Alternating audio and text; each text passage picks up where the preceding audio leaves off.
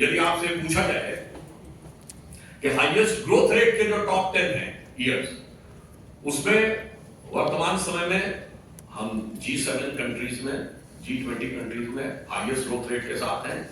परंतु उसमें भी यदि देखा जाए तो भारत में पिछले 10 वर्षों में, पिछले 50 वर्षों में 2021, 16, 15, 4 और 3 यानी अधिकतम हमारे कार्यकाल में हुआ है। अब यदि आपसे पूछा जाए निगेटिव ग्रोथ रेट कर रहे हैं, हाईएस्ट इन्फ्लेशन कब रहा है? 1974 में 50 साल पहले 26% रेट ऑफ इन्फ्लेशन रहा है, महंगाई की दर 26% और विकास दर जानते कितनी थी? 1.19%।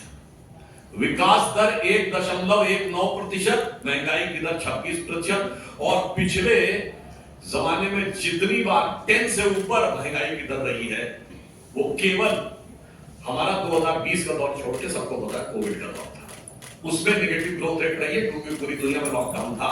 इसके अलावा जब जब निगेटिव ग्रोथ रेट रही है तो कांग्रेस के शासनकाल में रही। इसलिए मैंने कहा ना, जिनको 4 पीढ़ी तक मौका मिला है, जिनको इतने लंबे समय तक मौका मिला है, उन सारे लोगों का अब ये दावा है कि साहब अब हम कमाल कर देंगे। और फिर देखिए कितनी मजेदार बात वो लोग कहते हैं और कैसी कैसी चीजें करने का प्रयास करते हैं। अब देखिए साहब, आपने कांग्रेस के मैनिफेस्टो में देखा होगा, ये वाटर मैनेजमेंट के ऊपर एक फोटो है। देखिए इसको जाके आप चेक कर लीजिएगा, ये न्यूयॉर्क की बफेलो रिवर की है। अब देखिए, मुझे लगता है कि अभी तक उनकी सोशल मीडिया चेयरपर्सन के अकाउंट से किसने ट्वीट कर दिया है तो पता नहीं लगा पाए, पर उससे बड़ा यह प्रश्न हो गया है ये फोटो कौन भेज रहा है विदेश से। मतलब ऑन द लाइटर नोट में कहना चाहूंगा, बफेलो शब्द को हिंदी में भैंस कहते हैं और हिंदी में कहावत होती है अकल बड़ी है भैंस, तो मुझे लगता है उतनी अकल भी किसी ने प्रयोग नहीं की है इनको करने के लिए। अब आइए साहब, इन्वायरमेंटल क्लीनिनेस के ऊपर ये फोटो है और ये जानते कहां की है? The most favoured and sort of destination of chill युवा of Indian politics, Rahul Gandhi ji का, थाईलैंड के। अब आप ये समझिए, महत्वपूर्ण बात ये, इसका अर्थ ये हुआ कि अभी तक तो वो कहती थी कि उनके अकाउंट्स कौन कौन हैंडल करता है पता नहीं लगता, कौन आके कर देता है। भाई ये तो मैनिफेस्टो में कौन कौन कर रहा है ये तो पता लगना चाहिए। फिर आपको ये भी ध्यान, आज उनके अध्यक्ष आदरणीय खड़गे जी ने कहा कि जब कांग्रेस को हाथ में सत्ता मिली थी तो एक सुई भी नहीं बनती थी देश में, ये बोला था ना आप तुमने। और ये तो उनका बड़ा चिर परिचित डायलॉग रहा है और हमने रॉकेट बना दिया। वैसे पहली बार इंटरमीडिएट रेंज बैलिस्टिक मिसाइल तो हमारे जमाने में बनी है, ब्रह्मोस, पर कोई बात नहीं, रॉकेट बनता था। अरे बताइए 47 में सुई नहीं बनती थी, आपको पता है? भारत का पहला पावर प्रोजेक्ट शिव समुद्रम पावर प्रोजेक्ट 1902 में मैसूर में शुरू हो गया था, मगर सुई नहीं बनती थी। Indian institute of sciences Bangalore 1916 बन गया था, सुई नहीं बनती थी। पहला डैम विश्वेश्वरैया जी ने मैसूर में बना दिया था आजादी से पहले, पर भारत में कुछ होता थोड़ी था। मिंटो आई हॉस्पिटल बन गया था बेंगलोर में, भारत का पहला नहीं दुनिया का पहला। इससे पहले हॉस्पिटल्स में आई डिपार्टमेंट होता था, मगर आई हॉस्पिटल पहला बना था, कुछ होता थोड़ी था भारत में। अच्छा ये बताइए, सीवी रमन को नोबेल प्राइज मिल गया था 1930 में, मगर सारे पढ़ने के संस्थान तो नेहरू जी ने खोले थे। तो नेहरू जी के बनने से पहले से आइंस्टीन की थ्योरी में कहते हैं ना कि वो पोस्ट में जाके शायद वो बैक उसमें जाकर उन्होंने बना दिया था। दूसरी बात, वो सब डॉक्टर इंजीनियर तो सब आजादी के बाद नेहरू जी की कृपा से बनने शुरू हुए। और डॉक्टर द्वारकानाथ कोटनीस का आपने नाम सुना होगा, वो चाइना और जापान की वॉर में मदद करने के लिए 1930-32 में डॉक्टरों का प्रतिनिधिमंडल लेके गए थे।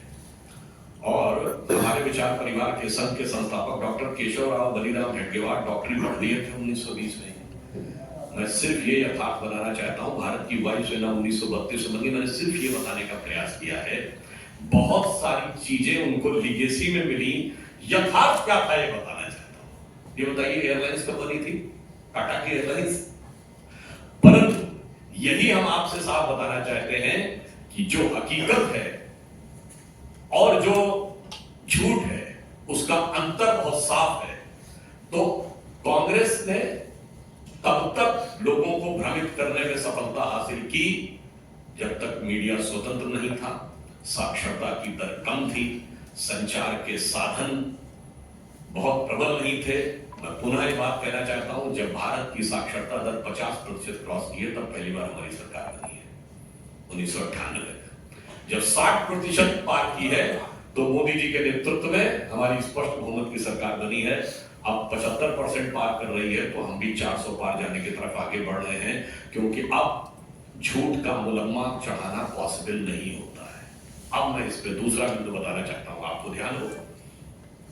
खड़गे जी ने कहा कि हम 1 लाख रुपए देंगे सब महिलाओं को। ऐसी जानकारी लगी है हमें कि शायद उस पर वांछित प्रतिक्रिया नहीं मिली, तो ये बोलना पड़ेगा ताकि नहीं बजाएंगे, क्योंकि इससे पहले भी 2019 के चुनाव में राहुल गांधी जी ने कहा था 72,000 रुपए देंगे सबको। अपने शासित कितने राज्यों में दे दिए थे? 3 में तो अभी सरकार है, और छत्तीसगढ़ और राजस्थान में अभी सरकार गई है 4 महीने पहले, तो कितने दे दिए थे? ये अंतर है, जिसे कहते हैं पर उपदेश कुशल बहुतेरे।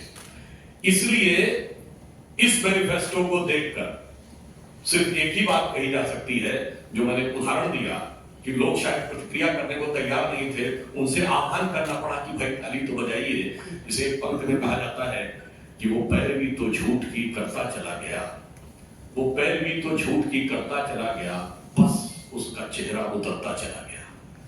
तो आज ये तथाकथित न्याय, देखिए कितनी मजेदार बात है, इन्होंने अपने घोषणा पत्र का नाम रखा है न्याय पत्र। मतलब 55 साल तो अन्याय की है मान लिए। मतलब कोई नई नवेली पार्टी होती, अजब अलबेली पार्टी, जो इस समय भारत की राजनीति की सबसे नई पार्टी है, जिसके आगे वो पुरानी पुरानी और नई नवेली दोनों मिलकर एक हो गए हैं, वो एक बार कहती तो समझ में आता था। आपका इतना बड़ा पैकेज और ये आप कहने का प्रयास कर रहे हैं, इसलिए मैं गंभीरता से कहना चाहता हूं, जिन्होंने भारत की युवाओं की क्षमता के साथ न्याय नहीं किया, जिन्होंने भारत की आर्थिक क्षमता के साथ न्याय नहीं किया, जिन्होंने भारत की औद्योगिक क्षमता के साथ न्याय नहीं किया, जिन्होंने भारत की सैन्य क्षमता के साथ न्याय नहीं किया, जिन्होंने भारत की सुरक्षा के साथ न्याय नहीं किया, वो न्याय ये था कि हमारी फौजें मैदान में जीत के आती थी और राजनीति के टेबल पर सब कुछ लुटा के सरकारें चली आती थी। जैसे हम उस जमाने में एक नारा कहते थे कि फौज न हारी, कौम न हारी, हार गई सरकार हमारी। हमारे सैनिकों ने बलिदान देकर जो जो इलाके कब्जे में किए, और इनकी विदेश नीति क्या रही कि पंजाब गया, कश्मीर गया, आधा आधा चला गया, और चला बंगाल गया, और चीन के हाथों मानसरोवर का हवा ऊंचा भाग गया। इसलिए जिन्होंने भारत की सांस्कृतिक गौरव के साथ कभी न्याय नहीं किया, जिन्होंने भारत की सामाजिक समरसता के साथ न्याय नहीं किया, जिन्होंने भारत की योग्यता के साथ कभी न्याय नहीं किया, वो जब भेष बदल कर आकर आज ये कहने का प्रयास करते हैं तो भारत की जनता पूरी तरीके से आश्वस्त है। और मजे की बात, विदेशी फोटो लगाते हैं। अब विदेशी प्रभाव जो है वो कांग्रेस के ऊपर कितना गहरा हो गया है। और यह मैं पुनः ये पूछना चाहता हूं कि चूंकि वो अभी तक ये बता नहीं पाते हैं कि उनके अकाउंट्स कौन डील करता है और ये फोटोएं कहां से आती हैं, इसमें विषय ये नहीं है कि फोटो गलत लग गई है, विषय ये है कि फोटो विदेश की लग गई है। ये गंभीरता की बात है। यानी अभी तक वो विदेश में जाकर भारत के विरुद्ध अपशब्दों का प्रयोग तो करते थे, मोदी जी से लड़ने के लिए विदेश में जाके गुहार को लगाते थे, अब विदेश से उधार लाकर फोटो भी लगाने लगे हैं। मुझे लगता है ये अपने आप में और गंभीर प्रश्न खड़े करता है। इसलिए हम स्पष्ट रूप से कहना चाहते हैं कि एक तरफ है हमारे प्रधानमंत्री श्री नरेंद्र मोदी जी के जांचे परखे खरे नेतृत्व में एकजुटता, श्रेष्ठता के साथ हर गरीब को न्याय देता हुआ, विकास के नए पथ पर ले जाता हुआ, सुरक्षा को सुदृढ़ करता हुआ और राष्ट्रीय गौरव को बढ़ाने वाला एनडीए गठबंधन, और दूसरी तरफ आपसी अंतर विरोधों से भरा हुआ, एक दूसरे के प्रति अविश्वास से भरा हुआ, केवल निजी स्वार्थ के आधार के ऊपर एक दूसरे को मात देने की भाव से आकर खड़े हुए, अपने अपने परिवार और भ्रष्टाचार को आने के लिए खड़े हुए भ्रम से भरा हुआ एक गठबंधन। तो ये भ्रम का, झूठों का पुलिंदा और दूसरी तरफ भरोसे की गारंटी। तो मोदी की गारंटी जो भरोसे की गारंटी है, और भ्रम का पुलिंदा जो उनके बयान से लेके और फोटो तक दिखाई पड़ रहा है। देश की जनता, विवेकपूर्ण जनता इसके ऊपर सम्यक विचार करेगी। और मैं ये कहना चाहता हूं, जो कांग्रेस की फितरत रही है, आदत रही है, शरारत रही है, उसी के अनुरूप उन्होंने एक बार फिर भ्रम पैदा करने के लिए ही इस प्रकार का मैनिफेस्टो दिया है, जिसमें से एक भी चीज न उन्होंने केंद्र में रहते हुए कभी पूरी की, न राज्य सरकारों में रहते हुए पूरी की। धन्यवाद सर। दोनों फोटो एक साथ दिखा दीजिए। कांग्रेस के मैनिफेस्टो पे जो है से जुड़ा हुआ सवाल है। पहली चीज उसमें कहा गया है कि माइनॉरिटीज का पर्सनल लॉ सुरक्षित रखा जाएगा, एक तरह से यूसीसी का जो है विरोध। दूसरी चीज जब उनसे ओल्ड पेंशन स्कीम पर सवाल पूछा गया तो कोई ठोस जवाब नहीं, जबकि राहुल गांधी जो तमाम प्रदेशों में जाकर के बात कर रहे थे ओल्ड पेंशन स्कीम की। तीसरी चीज सीए को लेकर भी चुप्पी, तो कैसे देखते हैं, क्या कंफ्यूज है कहीं पर? नहीं, मैं बिल्कुल, जो आपने पहले कहा कि पर्सनल लॉ सुरक्षित रखा जाएगा, तो सुरक्षित नहीं, सबके ऊपर रखा जाएगा। क्योंकि मैं पुनः एक बात पहले भी कह चुका हूं, दोबारा कहना चाहता हूं, दुनिया में एक सेकुलर देश बताइए जिसमें सुप्रीम कोर्ट और शरिया में मतभेद हो जाए, देश की संसद सुप्रीम कोर्ट के जजमेंट को रौंद कर पार्लियामेंट में शरिया को सर्वोच्च न्यायालय से ऊपर कर दे। शाहबानो केस 1985, स्वर्गीय राजीव गांधी प्रधानमंत्री थे और 400 की प्रचंड मेजॉरिटी थी, यानी राहुल गांधी जी के स्वर्गीय पिताजी के समय में, तो वो ये करके दिखाएंगे। वो समानता की बात नहीं करते, वो सीधे सर पे रखने की बात करते हैं। दूसरा बिंदु आपका क्या था? उसको कंफ्यूज है। यही तो मैं कहना चाहता हूं कि उनकी स्थिति कुछ ऐसी हो गई, कहा भी ना जाए, चुप रहा भी ना जाए। तो मुझे लगता है मगर देश की जनता को भली भांति समझ में आए। अगला आपका तीसरा सीए को लेकर भी जो चुप्पी है। हाँ, सीए को लेकर मैं अवश्य बताना चाहता हूं। देखिए, मैं आप सभी प्रबुद्ध लोगों को और जो करोड़ों दर्शक देख रहे हैं उनको बताना चाहता हूं, सीए को लेकर 2003 में गृह मंत्रालय की एक कमेटी गठित हुई जिसमें था कि सिटीजनशिप अमेंडमेंट एक्ट में संशोधन करना है। उस कमेटी के अध्यक्ष थे स्वर्गीय प्रणब मुखर्जी। उसमें जो सदस्य थे उसमें जनेश्वर मिश्रा जी, ध्यान दें, लालू प्रसाद यादव जी और सपा। उसमें सदस्य थे स्वयं लालू प्रसाद यादव जी, राजद वाले ध्यान दें, कपिल सिब्बल जी, अंबिका सोनी जी सदस्य थे, कांग्रेस वाले ध्यान दें। और उसने कमेटी ने संस्तुति जानते क्या की थी कि पाकिस्तान और बांग्लादेश के माइनॉरिटीज को ही सिटीजनशिप देनी है। और सुनिए, 2003 एमएचए की committee headed by Pranab Mukherjee, जिनके सदस्यों के नाम मैंने बताए, उसके बिंदु क्रमांक 9 पे उन्होंने लिखा था कि इन देशों के मेजॉरिटी कम्युनिटी को इस एक्ट के तहत नहीं देनी है। इसीलिए कहा जाता है, अब बाकी तो बहुत सारी चीजें मैं दोबारा नहीं गिनाना चाहता, वो बोला क्या था, सरकारों ने प्रस्ताव क्या पारित किया था, संसदीय कमेटी में लिख के कुछ और आते हैं और बाहर कुछ और दिखाने लगते हैं, मतलब अंदर से कुछ और बाहर से कुछ और नजर आते हैं। बाकी आप लोग आगे तो समझ पाएंगे। दो सवाल हैं। एक तो जो आप घोषणा पत्र कांग्रेस पार्टी का पढ़े तो उसमें कहना है कि वीवीपैट का मिलान किया जाएगा, ईवीएम को हटाने की वो बात नहीं करते, क्योंकि कांग्रेस के तमाम नेता बाहर इस तरह के बयान देते हैं अपने कार्यकर्ताओं को संदेश देने के लिए। तो वो दूसरा एक हेल्थ स्कीम की बात की, राजस्थान में जो हेल्थ स्कीम थी उसको गया है देश भर में लागू करें। वैसे जहां तक चुनावी प्रक्रिया की बात है तो भारतीय संविधान के अनुसार उस प्रक्रिया के संचालन के बारे में निर्णय लेने का अधिकार चुनाव आयोग को होता है। तो राजनीतिक दलों को उसके ऊपर टिप्पा टिप्पणी करने से बचना चाहिए, और जब चुनाव आयोग उन्हें आमंत्रित करता है सुझाव देने के लिए तभी सुझाव देना चाहिए। इसके अलावा यदि आप सुझाव देते हैं तो साफ समझ में आता है कि आपका उद्देश्य राजनीति करना है। और वैसे मैं एक और बात पूछना चाहता हूँ, यदि उनको इस बात पे आपत्ति है तो बड़ा देखिए कितना मजेदार बात वो बताते हैं।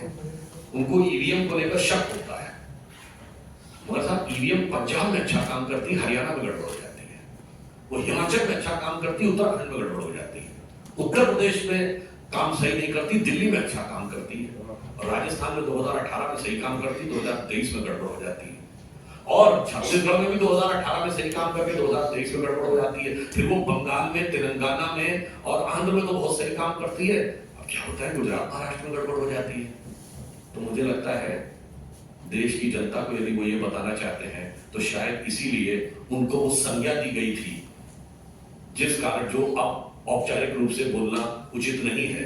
इशारों को अगर समझो, राज को राज रहने दो। सुधांशु जी, फ्रीबीज की बहुत बात की गई है, फ्री लोन्स, एजुकेशन लोन, और इसके अलावा जो रिजर्वेशन कैप है 50% का, उसे भी हटाने के बाद देखिए। मुझे लगता है मैं पुनः कहना चाहता हूँ इस विषय के ऊपर, मैंने कहा 4 पीढ़ियों से जो उनका स्टैंड रहा है। काका कालेलकर कमीशन की रिपोर्ट नेहरू जी के समय बनी 1953, रिपोर्ट आई 1955, कांग्रेस आई 77 तक, 22 साल शांति। मंडल कमीशन की रिपोर्ट बनी, गठित हुआ 1978, रिपोर्ट आई 1980 तब तक इंदिरा जी आ गई, 9 साल शांति।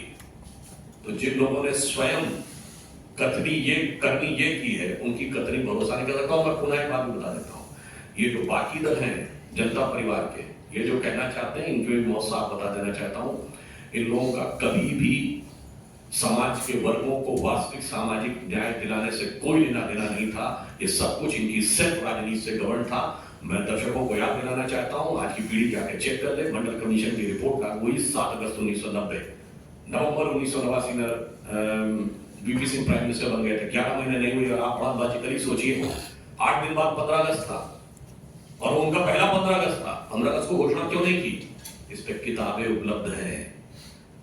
शरद यादव जी ने एक किताब में स्वयं लिखा हुआ है कि 9 अगस्त को देवीलाल की रैली थी और उन्हें लग रहा था कि उस रैली में इतनी भीड़ आने वाली है कि जनता दल टूट जाएगा। और जनता दल की अंदरूनी राजनीति को बचाने के लिए उन्होंने किया, क्योंकि उस समय तक स्वर्गीय देवीलाल जी की कम्युनिटी ओबीसी में नहीं आती थी, ताकि बाकी लोग जाने ना पाए। अर्थात सामाजिक न्याय से इनका कोई लेना देना नहीं था, इनका उद्देश्य अपनी सत्ता को बचाने के लिए था। इसीलिए उनको वास्तविकता में न सत्ता मिली और ना वो न्याय वास्तविकता में मोदी जी के नेतृत्व में हमने दिया है, व्यवस्थित ढंग से दिया है, सबका साथ सबका विकास के साथ। सुधांशु जी, समाजवादी पार्टी के एक नेता हैं शिवपाल यादव, उन्होंने कहा है कि इस चुनाव में हम वोट सबसे मांगेंगे, जो वोट दे देगा वो ठीक है, उनको बाकी बात में हम हिसाब किताब भी करेंगे। नहीं, वैसे जहां तक हिसाब किताब की बात है, किताब तो शायद उनके हाथ से बहुत अर्ली एज में छूट गई थी और हिसाब करने के लिए जनता बहुत सक्षम है। There has been a story which has been published by the Guardian newspaper, and it says, it rather alleges that your government has assassinated almost 20 people in Pakistan.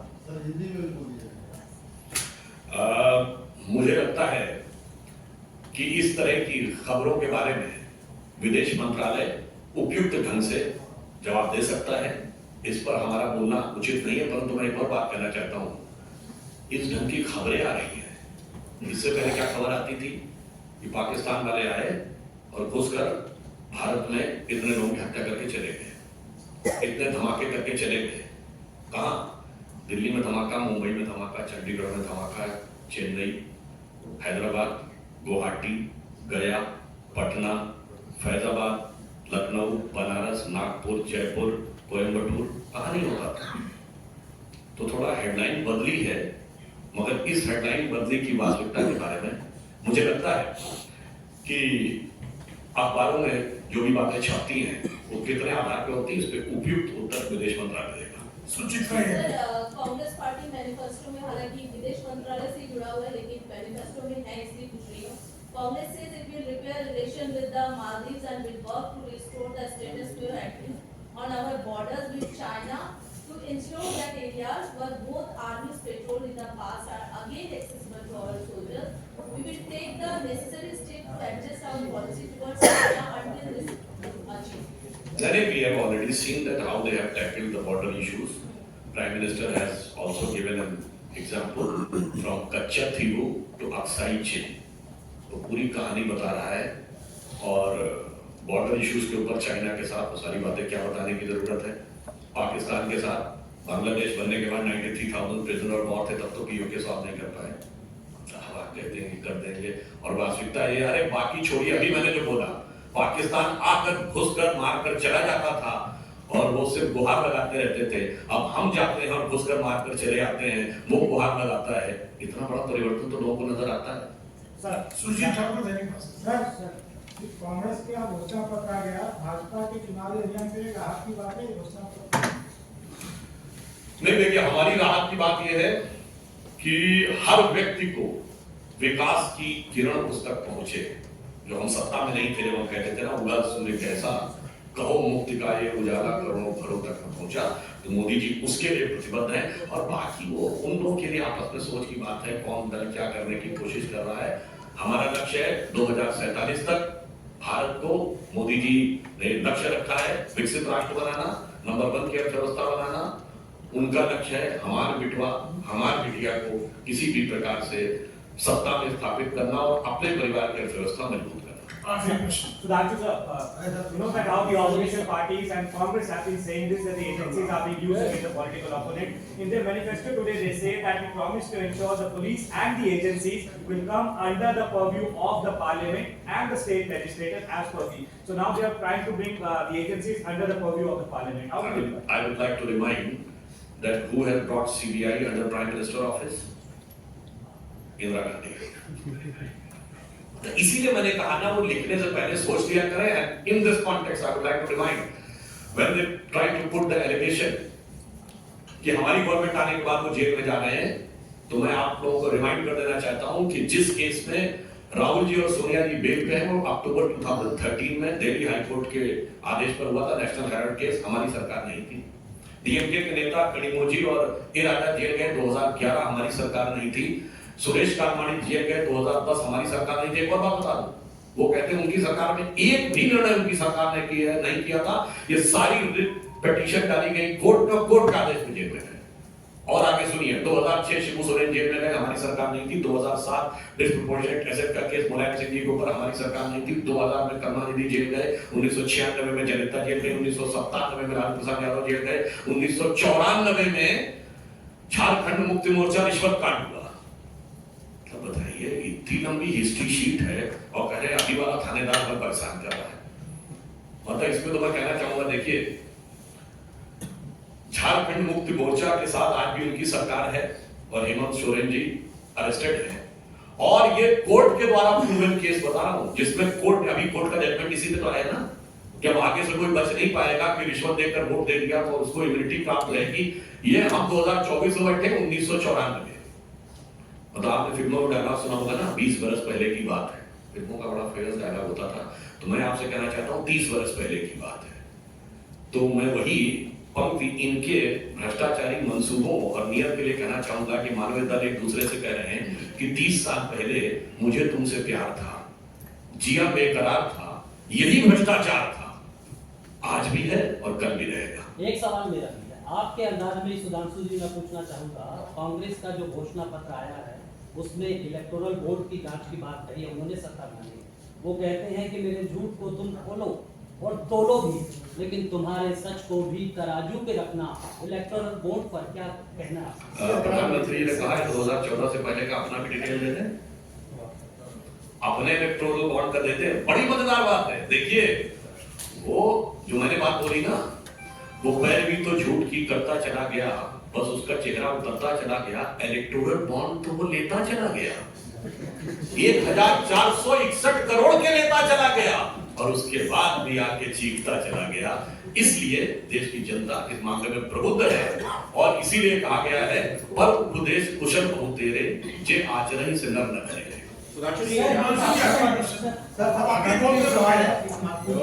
NCERT ने 12वीं की किताब में जो बाबरी विध्वंस का विषय था वो हटा दिया उसका रेफरेंस, लेकिन जो आंदोलन हुआ है राम मंदिर को लेकर वो देखिए, इस विषय पे जो आधिकारिक हमारे शिक्षा मंत्रालय के लोग होंगे वो बता सकते हैं, परंतु इतना जरूर मैं कहना चाहूंगा कि श्री राम जन्मभूमि आंदोलन भारत के स्वतंत्र भारत के इतिहास का पहला आंदोलन था जो उत्तर और दक्षिण दोनों जगह हुआ। जेपी आंदोलन भी नॉर्थ में ज्यादा था और उस आंदोलन ने पूरे देश की सोच और व्यवस्था में एक बदलाव लाया। और जानते हैं, देश की अर्थव्यवस्था में बदलाव लाया। जब तथाकथित बाबरी ढांचा था तो फॉरेन एक्सचेंज रिजर्व कितना था? 1 बिलियन के नीचे था। रुपये का डिवैल्यूएशन 2 बार हुआ था। अगस्त जुलाई 91 और सितंबर 91, ठीक। और उसके बाद जब कोर्ट का जजमेंट आया कि खुदाई होगी और नीचे मंदिर का ढांचा निकल आया, वो कौन सा ईयर था? 2003। तो फॉरेन एक्सचेंज रिजर्व 100 बिलियन पहुंचा। जब जजमेंट आया तो फॉरेन एक्सचेंज रिजर्व 2019 में 500 बिलियन पहुंचा, और जब मंदिर का शिलान्यास हुआ तो 600 बिलियन पहुंचा। इसलिए देखने के नजरिए बहुत हैं, जरा चश्मा उतारो फिर देखो यारो, दुनिया नहीं है, चेहरा पुराना। सुधांशु जी, बस एक जवाब और दे दीजिए प्लीज कि कांग्रेस का एक एडवर्टाइजमेंट आया है जिसमें कहा गया है कि तमाम भ्रष्टाचारियों को बीजेपी शामिल कर रही है अपने में, तो क्या वो ये भी नहीं इशारा कर रहे हैं कि उनकी पार्टी में तो भ्रष्टाचारी थे? नहीं, जो जो ये वॉशिंग मशीन की बात करते हैं, कृपया वो बता दें गंदगी गठरी कहाँ पे है। मतलब मुझे लगता है कहावत होती है अपने मुंह या मिट्टू बनना, और मैं कहना चाहूंगा उनके लिए अपने मुंह मियां फजीयत बनना। मतलब आप आश्चर्य की बात है, आप घोषणा कर रहे हैं अपने को, अगर उनसे पूछे नहीं हम भ्रष्टाचारी थे, बहुत भयंकर भ्रष्टाचार हुआ था, हमारे लोगों ने इतना किया था, बिल्कुल कागज की कोठरी बिल्कुल काला था हमारा। मुझे लगता है उनसे ये पूछना चाहिए कि पहले आप स्टैंड चेंज करिए, हमने स्टैंड नहीं चेंज किया है। गृह मंत्री अमित शाह ने बहुत स्पष्ट कहा है, हमने किसी से कोई केस विड्रॉ नहीं किया है, कोई व्यक्ति कहीं भी रहा हो, आरोप था, विपक्ष में रहते हुए हमने आरोप लगाया था, हमने आरोपों को विड्रॉ नहीं किया। उन्होंने सत्ता में रहते हुए कहा था कि ऐसा कुछ भी नहीं हुआ, और आज कहते हैं सब कुछ हुआ था। तो पहले उनसे पूछ लीजिए कुछ भी नहीं हुआ था या सब कुछ हुआ था, फिर कुछ जवाब हम आपको दे देंगे।